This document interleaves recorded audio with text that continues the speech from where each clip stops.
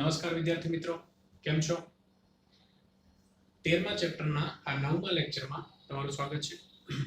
8મા લેક્ચરમાં એટલે કે ગયા લેક્ચરમાં આપણે વિદ્યુત ચુંબકીય પ્રેરણની ખૂબ અગત્યની ઘટના ભણી ગયા અને ફ્લેમિંગનો જમણા હાથનો નિયમ ભણ્યા. હવે આ લેક્ચરમાં આજે વિદ્યુત જનરેટરની ખૂબ અગત્યની થિયરી આજે આપણે ભણવા જઈ રહ્યા છીએ.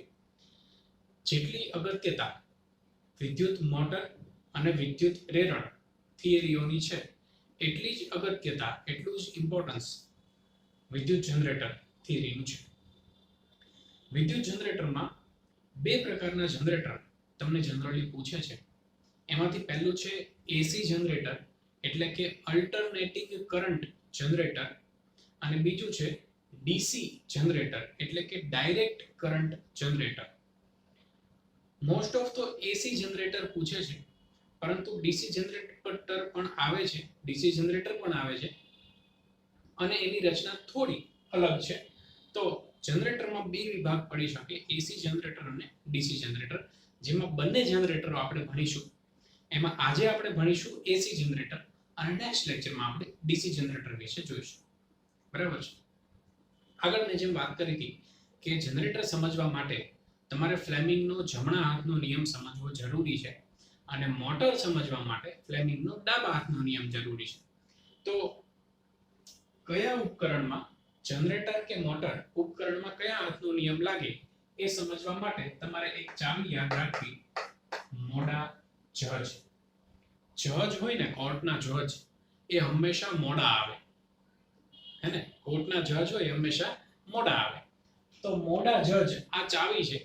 ચાવીને યુઝ કઈ રીતે કરીશું?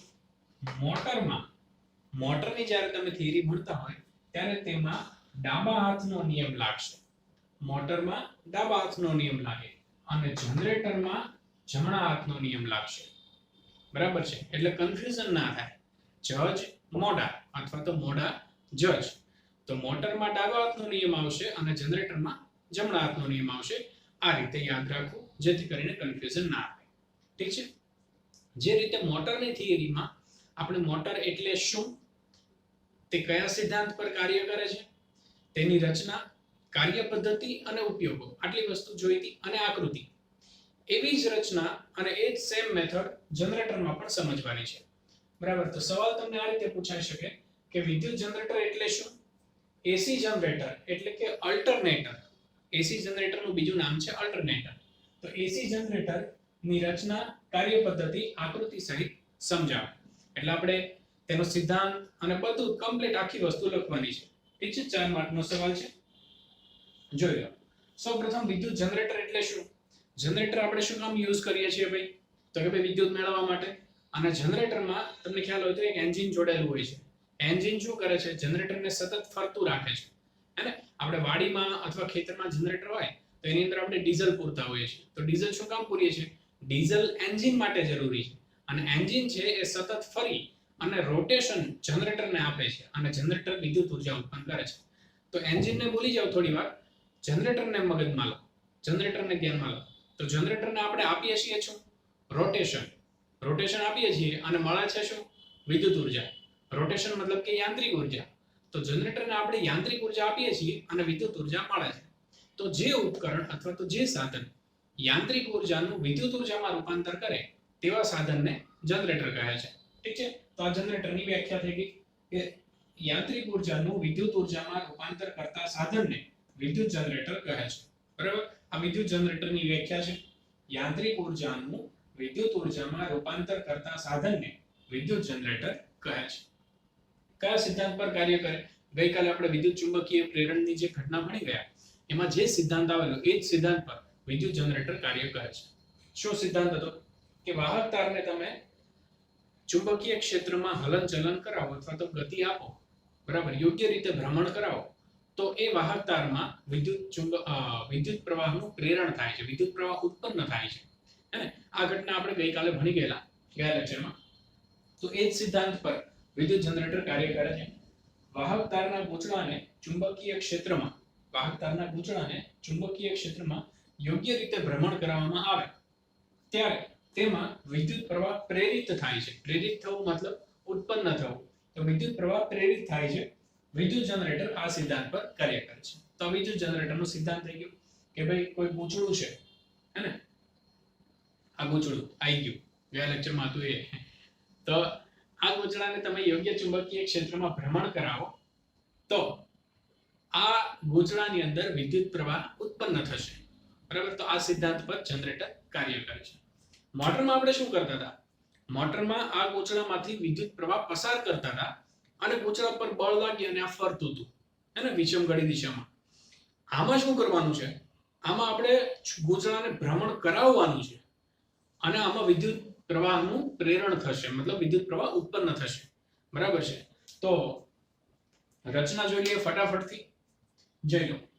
N અને S બે કાયમી ચુંબકો છે જેને સ્થિર કરેલા છે, દ્રઢ આધાર ઉપર જડિત કરેલા છે, મતલબ કે ફિક્સ કરેલા છે. ચુંબકીય ક્ષેત્રની દિશા N થી S તરફ એટલે કે ડાબેથી જમણે તરફ છે, જેમ ગયા લેક્ચરમાં હતું એ જ. હવે ચુંબકીય ક્ષેત્રમાં લંબચોરસ વાહક તારનું ગૂંચળું A B C D એવી રીતે મૂકેલું છે કે જેથી A B C અને D ખ્યાલ આવે છે તમને? A B C અને D લંબચોરસ વાહક તારનું ગૂંચળું. ચુંબકીય ક્ષેત્ર આ રીતે છે, બરાબર છે, આ રીતે. તો તેને લંબ રીતે મતલબ આ રીતે મૂકેલું છે, બરાબર છે. અહીંયા તમને ક્રોસ દર્શાવ્યું છે પણ એક્ચ્યુઅલી આમ નથી, આ રીતે મૂકેલું છે. સમજો છો ને? આ રીતે મૂકેલું છે, બરાબર છે. તો ABCD લંબચોરસ વાહક તારનું ગૂંચળું ABCD ચુંબકીય ક્ષેત્રને લંબ એવી રીતે મૂકેલું છે કે જેથી બાજુ AB અને CD ચુંબકીય ક્ષેત્રને લંબ રહે તથા બાજુ BC અને AD ચુંબકીય ક્ષેત્રને સમાંતર કે પ્રતિ સમાંતર રહે. બરાબર છે. ગૂંચળાના બંને છેડાને બે રિંગ સાથે, અર્ધવર્તુળાકાર રિંગ નહીં, વિદ્યુત મોટરની અંદર અર્ધવર્તુળાકાર રિંગ હતી, પરંતુ અહીંયા આખી રિંગ છે, ગોળ કમ્પ્લીટ સેપરેટ રિંગ છે. આ છેડા સાથે એક સેપરેટ આખી ગોળ રિંગ અને બીજા છેડા સાથે આ બીજી રિંગ આખી છે, બરાબર. એટલે વર્તુળાકાર રિંગ છે, પણ અર્ધવર્તુળાકાર એવી લખવાની જરૂર નથી. તમે ખાલી રિંગ એટલું ઉમેરી દો એટલે ચાલે, બરાબર છે. ચાલો, ગૂંચળાના બંને છેડા સાથે રિંગ R1 અને R2 જોડેલી છે, જેને એક એક્સેલ ઉપર અવાહક રીતે જોડેલી છે, બરાબર છે. આ એક્સેલ છે એની ઉપર અવાહક રીતે, બરાબર, અવાહક રીતે. એનો મતલબ એવો થાય, હું જે બોલ્યો એનો મતલબ એવો થાય કે એક્સેલ છે એની ઉપર રિંગ, આખી રિંગ ચોંટાડેલી છે, પરંતુ રિંગ અને એક્સેલ એની વચ્ચે અવાહક પોડ છે. મતલબ આ રિંગ અને એક્સેલ બંને ઇલેક્ટ્રિકલી કનેક્ટેડ નથી. ખ્યાલ આવ્યો તમને? બંનેની વચ્ચે અવાહક પોડ છે, ઠીક છે. એટલે એક્સેલ અને રિંગ બંને અવાહક રીતે જોડેલા છે, બરાબર. ચાલો, એટલે ગૂંચળાના બંને છેડાને રિંગ R1 અને R2 સાથે જોડેલા છે તથા રિંગ R1 અને R2 અવાહક રીતે એક એક્સેલ સાથે જોડેલી છે, બરાબર છે.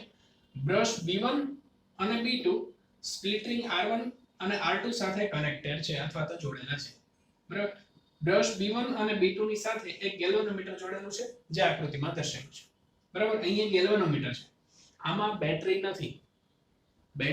આમાં બેટરી આપણે મોટરમાં યુઝ કરતા હતા કારણ કે ત્યાં વિદ્યુત પાવર, વિદ્યુત સપ્લાય આપવો પડતો હતો અને આપણને રોટેશન મળતું હતું. અહીંયા તો પ્રવાહ મળશે ને સામેથી, તો પ્રવાહ મળે તો માપવા માટે શું જોઈએ? ગેલ્વેનોમીટર. એટલે જનરેટરમાં ગેલ્વેનોમીટર છે, બરાબર. જનરેટરનો G યાદ રાખો એટલે તમને ખ્યાલ આવી જાય, બરાબર. ચાલો, રચના ફરીથી હું તમને કહી દઉં એક વખત કે આકૃતિમાં દર્શાવ્યા પ્રમાણે બે કાયમી ચુંબકો N અને S દ્રઢ આધાર ઉપર જડિત કરેલા છે અથવા તો ફિક્સ કરેલા છે. ચુંબકીય ક્ષેત્રની દિશા N થી S તરફ એટલે કે ડાબેથી જમણે તરફ છે. એક લંબચોરસ વાહક તારનું ગૂંચળું ABCD ચુંબકીય ક્ષેત્રને લંબ એવી રીતે મૂક્યું છે કે જેથી બાજુ AB અને CD ચુંબકીય ક્ષેત્રને લંબ રહે તથા બાજુ BC અને AD ચુંબકીય ક્ષેત્રને સમાંતર અથવા પ્રતિ સમાંતર રહે. ગૂંચળાના બંને છેડાને બે રિંગો R1 અને R2 સાથે જોડેલા છે. રિંગ R1 અને R2 એક એક્સેલ સાથે, એક એક્સેલ ઉપર, એક્સેલ એટલે ધરી સાથે અવાહક રીતે જોડેલી છે. બંને રિંગો સાથે બ્રશ B1 અને B2 જોડેલા છે જેની સાથે એક ગેલ્વેનોમીટર આકૃતિમાં દર્શાવેલ પ્રમાણે જોડેલું છે. બરાબર, આખી રચના આવી ગઈ. ચાલો હવે કાર્ય પદ્ધતિ. હવે કરવાનું શું છે? જો આમાંથી આ જે છેડો છે આ ગૂંચળું છે, બરાબર છે. અહીંયા A B C અને D આ જે છેડો છે એ રિંગ R1 સાથે કનેક્ટેડ છે અને R1 સાથે બ્રશ B1 છે. અને આ જે છેડો છે એ રિંગ R2 સાથે કનેક્ટેડ છે અને R2 રિંગ સાથે બ્રશ B2 કનેક્ટેડ છે અને બ્રશ B1 અને B2 સાથે ગેલ્વેનોમીટર કનેક્ટેડ છે. ખ્યાલ આવી ગયો?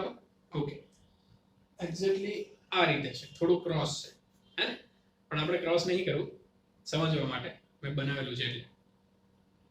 તો હવે આ ગૂંચળું છે ને એમાં A બિંદુ અહીંયા છે, B બિંદુ અહીંયા, C અને D અહીંયા છે, એને આ રીતે મૂકેલું છે.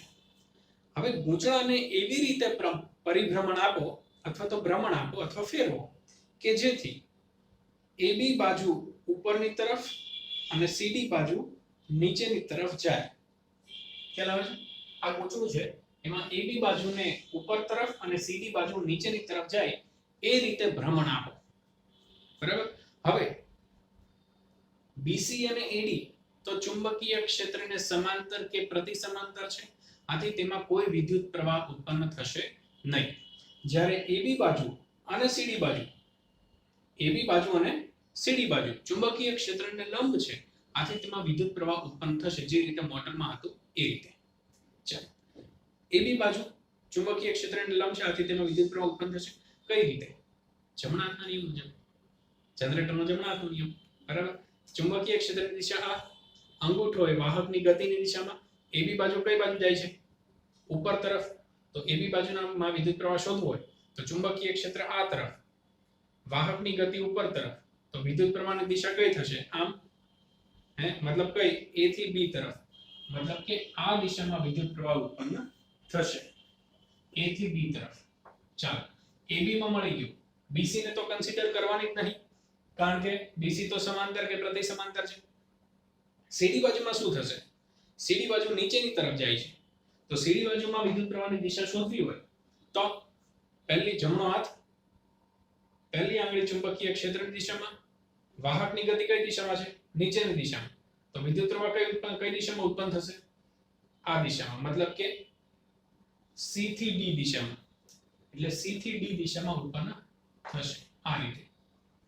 હવે તમે જો ગૂંચળામાં આ રીતે વિદ્યુત પ્રવાહ ઉત્પન્ન થતો હોય, A થી B, B થી C થી D, તો પછી અહીંયાથી ક્યાં આવશે? R2, R2 થી B2, B2 થી G થી D1. મતલબ કે બાહ્ય પરિપથમાં, આ અંદરનો પરિપથ છે, આ બાહ્ય પરિપથમાં વિદ્યુત પ્રવાહ કઈ દિશામાં થશે? B2 થી B1 આ દિશામાં જશે. બરાબર છે. બાહ્ય પરિપથમાં વિદ્યુત પ્રવાહ, જો ફરીથી કહી દઉં, C થી D જશે, D થી R2 જશે, R2 થી B2, B2 થી G, G થી B1 અને B1 થી R1. મતલબ કે બાહ્ય પરિપથમાં B2 થી B1 જશે, હે ને?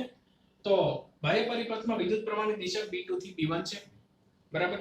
પરંતુ અડધા પરિભ્રમણ બાદ, આફ્ટર હાફ રોટેશન, હવે જો AB બાજુ ઉપરની તરફ જાય છે, પણ ક્યાં સુધી? અહીંયા સુધી જ. પછી AB બાજુ કઈ દિશામાં જશે? નીચેની દિશામાં. તેમાં વિદ્યુત પ્રવાહની દિશા ઉલટાઈ જશે. બરાબર છે. તો અડધા પરિભ્રમણ બાદ AB બાજુ નીચેની દિશામાં અને CD બાજુ ઉપરની દિશામાં આવશે. તો ફરીથી AB અને CD માં વિદ્યુત પ્રવાહની દિશા ફરીથી શોધવી પડશે, હે ને? તો ફરીથી શોધો. AB બાજુ હવે આમ જતી રહી, IB હતી, અડધા પરિભ્રમણ બાદ નીચેની દિશામાં જશે. તો AB બાજુ પર શોધો તો તમે ચુંબકીય ક્ષેત્ર આ દિશામાં, ગતિ નીચેની દિશામાં, તો વિદ્યુત પ્રવાહ આ દિશામાં, મતલબ B થી A બાજુ, B થી A તરફ વિદ્યુત પ્રવાહનું વહન થશે અને CD દિશામાં આ રીતે થશે, D થી C તરફ. બરાબર છે. અને અડધા પરિભ્રમણ બાદ ગૂંચળાની પરિસ્થિતિ આ રીતે થશે. જોઈ લેજો. A, B, C અને D. બરાબર છે. A, B, C અને D. હવે D થી C તરફ, A થી B તરફ. હવે અહીંયા તો અહીંયા છે, આ એ બિંદુ છે એ અહીંયા આવી ગયું, પણ એ તો રિંગ R2 સાથે જ કનેક્ટેડ છે અને B2 સાથે જ કનેક્ટેડ છે, બરાબર છે. એટલે અડધા પરિભ્રમણ બાદ ગૂંચળામાં વિદ્યુત પ્રવાહની દિશા ઉલટાઈ જશે. આથી જે વિદ્યુત પ્રવાહ પહેલા B2 થી B1 જતો હતો એ હવે B1 થી B2 જશે, બરાબર. દરેક અડધા પરિભ્રમણ બાદ ગૂંચળામાં વિદ્યુત પ્રવાહની દિશા ઉલટાઈ જશે અને ગેલ્વેનોમીટરમાંથી પસાર થતા વિદ્યુત પ્રવાહની દિશા પણ ઉલટાઈ જશે, બરાબર છે. તો દરેક અડધા પરિભ્રમણ બાદ વિદ્યુત પ્રવાહની દિશા ઉલટાય છે. આથી વિદ્યુત પ્રવાહ સમયની સાથે બદલાય છે, સમયની સાથે પોતાની દિશા બદલાવે છે. આવા વિદ્યુત પ્રવાહને અલ્ટરનેટિંગ કરંટ કહે છે અથવા તો ઉલટ સુલટ પ્રવાહ કહે છે. અને આવો પ્રવાહ ઉત્પન્ન કરતા જનરેટરને ઉલટ સુલટ જનરેટર અથવા અલ્ટરનેટિંગ જનરેટર કહે છે. ખ્યાલ આવે છે? ફરીથી હું તમને કહી દઉં કાર્ય પદ્ધતિ. અહીંયાથી થિયરી પતી ગઈ, બરાબર છે. કાર્ય પદ્ધતિ ફરીથી જો અહીંયા આવી જશે ફરીથી આપણું A B C અને D. ગૂંચળાને એવી રીતે પરિભ્રમણ કરાવવામાં આવે કે જેથી AB બાજુ ઉપરની તરફ અને CD બાજુ નીચેની તરફ જાય. તો ફ્લેમિંગના જમણા હાથના નિયમ મુજબ AB અને CD બાજુ ચુંબકીય ક્ષેત્રને લંબ હોવાથી તેમાં વિદ્યુત પ્રવાહ ઉત્પન્ન થશે, જે A થી B તરફ અને C થી D તરફ આ રીતે વિદ્યુત પ્રવાહ ઉત્પન્ન થશે, બરાબર છે. આથી ગૂંચળામાં વિદ્યુત પ્રવાહની દિશા ABCD તરફ ઉત્પન્ન થશે. આથી બાહ્ય પરિપથમાં વિદ્યુત પ્રવાહની દિશા B2 થી B1 તરફની રહેશે. અડધા પરિભ્રમણ બાદ AB બાજુ નીચેની દિશામાં અને CD બાજુ ઉપરની દિશામાં પરિભ્રમણ કરે છે. આથી ગૂંચળામાં વિદ્યુત પ્રવાહની દિશા ઉલટાઈ જશે, એટલે કે DCBA થઈ જશે, જેથી બાહ્ય પરિપથમાં વિદ્યુત પ્રવાહની દિશા ઉલટાય અને B1 થી B2 તરફ જશે, બરાબર. એટલે દરેક અડધા પરિભ્રમણ બાદ ગેલ્વેનોમીટરમાં વિદ્યુત પ્રવાહની દિશા ઉલટાય છે. થોડીવાર આ તરફ દર્શાવે, થોડીવાર આ તરફ દર્શાવે, થોડીવાર આ તરફ દર્શાવે, થોડીવાર આ તરફ દર્શાવે. એટલે દરેક અડધા પરિભ્રમણ બાદ વિદ્યુત પ્રવાહની દિશા ઉલટાય છે, થોડીવાર આ તરફ, થોડીવાર આ તરફ. તો ગેલ્વેનોમીટરનું આવર્તન આ રીતે જ હશે, થોડીવાર જમણી તરફ, થોડીવાર ડાબી તરફ, થોડીવાર જમણી તરફ, થોડીવાર ડાબી તરફ એમ. તો આવા પ્રવાહને, જે પ્રવાહ સમય સાથે પોતાની દિશા બદલતો હોય તેવા પ્રવાહને અલ્ટરનેટિંગ કરંટ અથવા તો AC કરંટ કહે છે અથવા ઉલટ સુલટ પ્રવાહ કહે છે. અને આવો પ્રવાહ ઉત્પન્ન કરતા જનરેટરને AC જનરેટર અથવા અલ્ટરનેટર કહે છે. ખ્યાલ આવી ગયો? તો ફરીથી એક વખત આખી જ થિયરી ભણી લઈએ, રિવાઇઝ કરી લઈએ. વિદ્યુત જનરેટર એટલે શું? AC જનરેટર અથવા તો અલ્ટરનેટર ની રચના, કાર્ય પદ્ધતિ, આકૃતિ સહિત સમજાવો. વિદ્યુત જનરેટર કોને કહેવાય? સૌથી પહેલા તો યાંત્રિક ઉર્જાનું વિદ્યુત ઉર્જામાં રૂપાંતર કરતા સાધનને વિદ્યુત જનરેટર કહે છે. સિદ્ધાંત: વાહક તારના ગૂંચળાને ચુંબકીય ક્ષેત્રમાં યોગ્ય રીતે ભ્રમણ કરાવવામાં આવે ત્યારે તેમાં વિદ્યુત પ્રવાહ પ્રેરિત થાય છે અથવા ઉત્પન્ન થાય છે. વિદ્યુત જનરેટર આ સિદ્ધાંત પર કાર્ય કરે છે. ત્યારબાદ રચના. આકૃતિમાં દર્શાવ્યા પ્રમાણે બે સ્થાયી ચુંબકો અથવા તો કાયમી ચુંબકો N અને S છે. વિદ્યુત પ્રવાહની દિશા N થી S તરફ એટલે કે ડાબેથી જમણે તરફ છે. એક લંબચોરસ વાહક તારનું ગૂંચળું ABCD ચુંબકીય ક્ષેત્રમાં મૂકેલું છે, જેના બંને છેડાઓ રીંગો R1 અને R2 સાથે જોડેલા છે. R1 અને R2 સાથે અનુક્રમે બ્રશ B1 અને B2 જોડેલા છે. બ્રશ B1 અને B2 ની વચ્ચે ગેલ્વેનોમીટર જોડેલું છે, જે આકૃતિમાં દર્શાવેલું છે. બરાબર, આ રચના થઈ ગઈ. હવે કાર્ય પદ્ધતિ. ગૂંચળા ABCD ને એવી રીતે પરિભ્રમણ કરાવવામાં આવે કે જેથી AB બાજુ ઉપરની તરફ અને CD બાજુ નીચેની તરફ ભ્રમણ કરે. આથી ફ્લેમિંગના જમણા હાથના નિયમ મુજબ AB બાજુમાં A થી B તરફ અને CD બાજુમાં C થી D તરફ વિદ્યુત પ્રવાહ ઉત્પન્ન થશે. બરાબર છે. BC અને AD બાજુ ચુંબકીય ક્ષેત્રને સમાંતર કે પ્રતિ સમાંતર છે, આથી તેમાં કોઈ વિદ્યુત પ્રવાહ ઉત્પન્ન થશે નહીં. આથી ગૂંચળામાં વિદ્યુત પ્રવાહ ABCD દિશામાં વહેશે અને બાહ્ય ચુંબકીય ક્ષેત્રમાં વિદ્યુત પ્રવાહ B2 થી B1 તરફ વહેશે. અડધા પરિભ્રમણ બાદ AB બાજુ નીચેની દિશામાં અને CD બાજુ ઉપરની દિશામાં આવશે. આથી ગૂંચળામાં વિદ્યુત પ્રવાહની દિશા ઉલટાય છે, જે DCBA દિશામાં વહેશે. હવે DCBA દિશામાં વહે તો પ્રવાહની દિશા ઉલટાઈ ગઈ અને બાહ્ય પરિપથમાં વિદ્યુત પ્રવાહની દિશા B1 થી B2 જશે. બરાબર? એટલે દરેક અડધા પરિભ્રમણ બાદ વિદ્યુત પ્રવાહ પોતાની દિશા બદલે છે. આ રીતે ઉત્પન્ન થતા પ્રવાહને અલ્ટરનેટિંગ કરંટ અથવા AC કરંટ કહે છે અથવા ઉલટસુલટ પ્રવાહ કહે છે.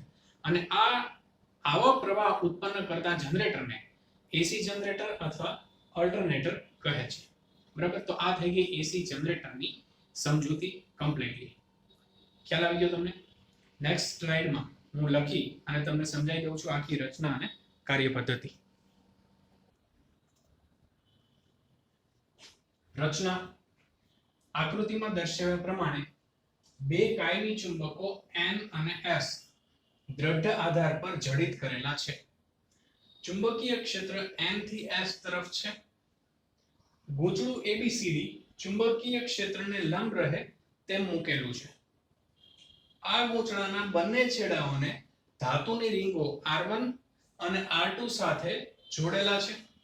આ બંને રીંગોને એટલે કે R1 અને R2 ને એક એક્સેલ એટલે કે ધરી જે વચ્ચે હતી એક્સેલ પર અવાહક રીતે જોડેલી છે. મેં તમને કહ્યું તેમ કે એક્સેલની ઉપર રિંગને જોડેલી છે, પરંતુ એક્સેલ અને રિંગ સાથે કોઈ ઇલેક્ટ્રિકલ કોન્ટેક્ટ નથી. બંને વચ્ચે અવાહક પોડ આવેલું હોય એટલે ધરી અને એક્સેલને અવાહક રીતે જોડેલી છે. રિંગ R1 અને R2 સાથે અનુક્રમે બે સ્થાયી બ્રશો B1 અને B2 જોડેલા છે. અહીં અર્ધવાહક અથવા તો અર્ધવર્તુળાકાર લખવું નહીં. બરાબર છે? અર્ધવર્તુળાકાર રિંગ હતી મોટરમાં, અહીંયા કમ્પ્લીટ રિંગ છે એટલે માત્ર રિંગ જ શબ્દ યુઝ કરવો. બરાબર છે? અર્ધવર્તુળાકાર નહીં. એટલે રિંગ R1 અને R2 સાથે અનુક્રમે બે સ્થાયી બ્રશો B1 અને B2 જોડેલા છે. એનો મતલબ કે R1 સાથે B1 જોડેલું છે, R2 સાથે B2 જોડેલું છે. બંને બ્રશ સાથે એટલે કે નીચે બંને બ્રશની વચ્ચે બાહ્ય પરિપથમાં એટલે કે નીચેના પરિપથમાં ગેલ્વેનોમીટર જોડેલું છે, જે આકૃતિમાં દર્શાવ્યું છે. હવે એક્સેલ ને પરિભ્રમણ આપો ને, નીચેની એક્સેલ તમે ફેરવો ને એટલે ગૂંચળું છે આખું ફરે ત્યાં, કારણ કે ગૂંચળું અને એક્સેલ કનેક્ટેડ છે. જો એક્સેલ ફરતી હોય, રિંગ ફરતી હોય અને ગૂંચળું ફરતું હોય, આટલું બધું રોટેશનમાં હોય, બ્રશ છે ને એ સ્થાયી હોય, બ્રશ રિંગ પર કન્ટિન્યુઅસલી ઘસાતા હોય, એટલે રિંગ રોટેશનમાં હોય, એક્સેલ રોટેશનમાં હોય અને ગૂંચળું રોટેશનમાં હોય. ઠીક છે? સમજવા માટે એટલે એક્સેલ એટલે કે ધરીને પરિભ્રમણ કરાવવાથી ગૂંચળું ચુંબકીય ક્ષેત્રમાં પરિભ્રમણ કરે છે. બરાબર? બીજી આ જનરલ નોલેજની વાત કદાચ પૂછી નાખે કે ભાઈ બંને બ્રશો છે B1 અને B2 એ કાર્બનના બનેલા હોય, આથી તેને કાર્બન બ્રશ પણ કહે છે. ઘણી વખત આપણે કોઈ નાની મોટર હોય તેમાં સાઈડમાં સ્પ્રિંગની સાથે કાર્બનના ટુકડા કનેક્ટ કરેલા હોય, ખ્યાલ છે તમને? બેવ સાઈડ, તો બેવ સાઈડ પેલી ખોલી અને અંદર કાર્બનના બ્રશ નાખવા પડે. બરાબર? કોન્ટેક્ટ નાખવા પડે, કારણ કે કન્ટિન્યુઅસલી તેની સાથે ઘસાતા હોય. તે કાર્બનના બનેલા હોય, આથી તેને કાર્બન બ્રશ પણ કહે છે. તો બંને બ્રશો B1 અને B2 કાર્બનના બનેલા હોવાથી તેને કાર્બન બ્રશ પણ કહે છે. આ થઈ ગઈ રચના. હવે જોઈએ કાર્યપદ્ધતિ.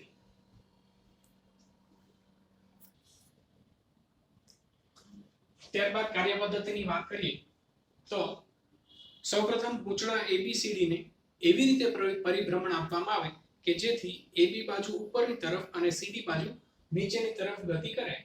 આમ ગૂંચળું સમઘડી દિશામાં પરિભ્રમણ કરે છે. ફ્લેમિંગના જમણા હાથના નિયમ મુજબ A થી B તરફ એટલે કે ગૂંચળા ABCD માં અને બાજુ AB માં A થી B તરફ અને CD બાજુમાં C થી B તરફ પ્રવાહ ઉત્પન્ન થશે. આમ ગૂંચળામાં ABCD દિશામાં પ્રવાહ ઉત્પન્ન થશે અને બાહ્ય પરિપથમાં B2 થી B1 પ્રવાહ વહેશે. અડધા પરિભ્રમણ બાદ જે ગૂંચળું પેલા આ રીતે ફરતું હતું તો AB બાજુ ઉપરની દિશામાં જતી હતી અને CD બાજુ નીચેની દિશામાં જતી હતી. એ હવે અડધા પરિભ્રમણ બાદ AB બાજુ નીચેની દિશામાં જશે અને CD બાજુ ઉપરની દિશામાં આવશે. એટલે અડધા પરિભ્રમણ બાદ AB બાજુ નીચેની તરફ અને CD બાજુ ઉપરની તરફ ગતિ કરે છે. આથી ઉત્પન્ન થતા પ્રવાહની દિશા પણ ઉલટાઈ જાય છે. એટલે જે પ્રવાહ પહેલા A થી B તરફ અને C થી D તરફ હતો એ હવે ઉલટાઈ જશે. આથી ઉત્પન્ન થતા પ્રવાહની દિશા પણ ઉલટાઈ જાય છે. આમ ગૂંચળામાં પહેલા જે એબીસીડી દિશામાં વહેતો હતો એ હવે ડીસીબીએ દિશામાં પ્રવાહ ઉત્પન્ન થશે. અને બાહ્ય પરિપથમાં પહેલા હતો B2 થી B1, હવે થશે B1 થી B2 તરફ પ્રવાહ વહેશે. આમ દરેક અડધા પરિભ્રમણ બાદ ગૂંચળામાં પ્રવાહની દિશા ઉલટાઈ જાય છે. આવા પ્રવાહને અલ્ટરનેટિંગ કરંટ અથવા તો ઉલટ સુલટ પ્રવાહ કહે છે. અને આવો પ્રવાહ ઉત્પન્ન કરતા જનરેટરને એસી જનરેટર કહે છે. તો એસી પ્રવાહ કોને કહેવાય એવું તમને પૂછે તો લખવાનું કે જે પ્રવાહ સમય સાથે પોતાની દિશા બદલતો હોય તેવા પ્રવાહને અલ્ટરનેટિંગ કરંટ અથવા તો ઉલટ સુલટ પ્રવાહ કહે છે. તો અહીંયા થઈ ગઈ કાર્ય પદ્ધતિ. કેટલાક બે ત્રણ અગત્યના મુદ્દા છે જે આપણે જોઈ લઈએ કે ભાઈ સ્પીડ વધારવા માટે શું કરવાનું અને આર્મેચર કોને કહેવાય, જે આ થિયરીમાં આપણે સમજી લઈએ.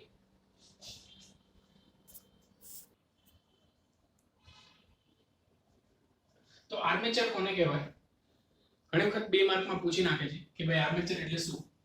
આર્મેચર એટલે જે આપણે ગૂંચળું યુઝ કર્યું ને, ગૂંચળું એબીસીડી, એમાં એક જ આંટો હતો અને એટલે લંબચોરસ ગૂંચળું હતું. પણ હકીકત ગૂંચળાનો એક જ આંટો નથી વપરાતો. એક આંટાની જગ્યાએ એવા ઘણા બધા આંટાઓ વાળું ગૂંચળું વપરાય છે. બરાબર. આપણે તો શું કર્યું કે ભાઈ એક છેડાથી લીધું એબીસીડી અને પતી ગયું અને પછી બીજો છેડો આવી ગયો. હકીકતમાં એવું નથી હોતું. હકીકતમાં ઘણા બધા આંટાઓ વાળું એક ગૂંચળું વપરાય છે જેને કહેવાય આર્મેચર. બરાબર. એટલે હકીકતમાં ચુંબકીય ક્ષેત્રમાં ઘણા બધા આંટાઓ વાળું ગૂંચળું વાપરવાથી વિદ્યુત પ્રવાહ વધારે મેળવી શકાય છે, જેને આર્મેચર કહે છે. આર્મેચર કઈ રીતે બને? તો કે ભાઈ આર્મેચરને અલગ કરેલા તાંબાના તારને, આર્મેચર એટલે અલગ કરેલા તાંબાના તારને નરમ લોખંડ ઉપર વીંટાળવાના, ઘણા બધા આંટાઓ વીંટાળવાના, એટલે એને કહેવાય આર્મેચર. આર્મેચરને અલગ કરેલા તાંબાના તારને નરમ લોખંડના ગર્ભ પર વીંટાળીને બનાવવામાં આવે છે. બરાબર. બીજી મેઈન અગત્યની વાત કે ભાઈ ઔદ્યોગિક જનરેટર હોય, ઇન્ડસ્ટ્રીયલ જનરેટર, એમાં તો કેટલો બધો પાવર જોઈએ ને, હે ને? દાખલા તરીકે કોઈ મોલ હોય, બરાબર, તેમાં લિફ્ટ ચલાવવા માટે તો કેટલો બધો પાવર જોઈએ, ઘણો બધો પ્રવાહ જોઈએ ને. તો ઔદ્યોગિક જનરેટર છે એમાં વિદ્યુત પ્રવાહ વધારે મેળવવા માટે શું કરવું પડે? તો ભાઈ એના 4 પોઈન્ટ છે. ઔદ્યોગિક એસી જનરેટરમાં પ્રેરિત વિદ્યુત પ્રવાહનું મૂલ્ય નીચેની બાબતો વડે વધારી શકાય. વિદ્યુત પ્રવાહનું મૂલ્ય વધારે મેળવવું હોય તો એટલે કે ઘણા બધા આંટાઓ વાળું ગૂંચળું, એમાં આંટાઓની સંખ્યા વધારીને, આંટાઓની સંખ્યા વધારો એટલે વિદ્યુત પ્રવાહનું મૂલ્ય. બીજું, આર્મેચરનું ક્ષેત્રફળ વધારીને, જે એબીસીડી લંબચોરસ વાહકતાનું ગૂંચળું હતું એ નાનું હતું. નાનું હોય તો વિદ્યુત પ્રવાહ ઓછો મળશે, મોટું હોય તો વિદ્યુત પ્રવાહ વધારે મળશે. ત્રીજું, આર્મેચરની પરિભ્રમણ ઝડપ વધારીને, જે સ્પીડથી ફરે છે એ સ્પીડ તમે વધારો તો બી વિદ્યુત પ્રવાહનું મૂલ્ય વધી જાય.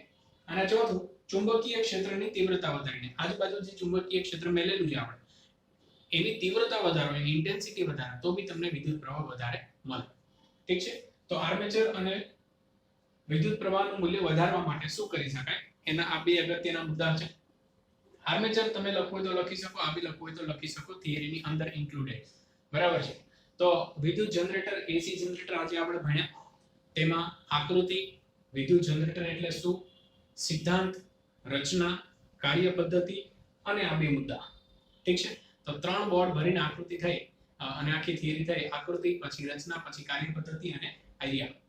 બરાબર. તો 4 માર્કનો સવાલ છે. અહીંયા તો બોર્ડ છે એટલે તમને કદાચ વધારે લાગશે, પણ તમે લખવા બેસશો તો 4 માર્કની થિયરી એક્ઝેક્ટ થઈ જશે. બરાબર. તો આ એસી જનરેટર હતું. નેક્સ્ટ થિયરીમાં આપણે ડીસી જનરેટર ભણશું. એ પણ ખૂબ અગત્યની થિયરી છે. બરાબર છે. તો આ થિયરી કમ્પ્લીટ લખી અને યાદ રાખી લેજો. ખૂબ અગત્યની થિયરી છે. લખીને યાદ રાખશો તો આ થિયરીમાં કોઈ ભૂલ નહીં પડે. બરાબર. આકૃતિ પણ અગત્યની છે અને લખાણ પણ એટલું જ અગત્યનું છે. તો અમુક થિયરીઓ તમારે કરવી જ જોઈએ, યાદ રાખીને કે લખીને કે કોઈ પણ રીતે, જે રીતે તમને યાદ રહે એ રીતે. બરાબર. પણ આ થિયરીઓ કરવી અગત્યની છે, ખૂબ અગત્યની છે. 4 માર્કના સવાલો એટલા માટે કહું છું. ઠીક છે. તો નેક્સ્ટ લેક્ચરમાં ડીસી જનરેટર ભણીશું. ત્યાં સુધી ગુડ બાય.